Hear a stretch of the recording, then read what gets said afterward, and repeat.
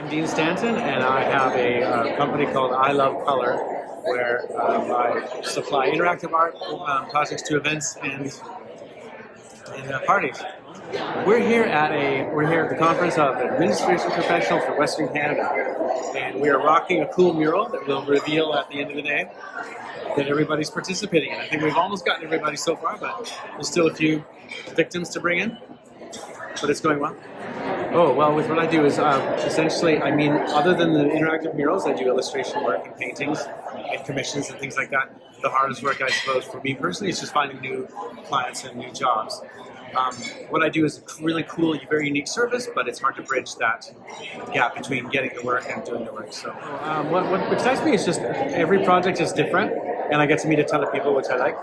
And in terms of growth, what I do personally is the kind of cool creative part is that I can expand it into anything. It's very modular, so I can do tiny art kits, or I can do giant murals, I can do all these different things that utilize the public in a way that creates a cool project that I can guarantee that it'll look good at the end, So I've been working on that formula to make sure I can assure a client that it's going to look awesome.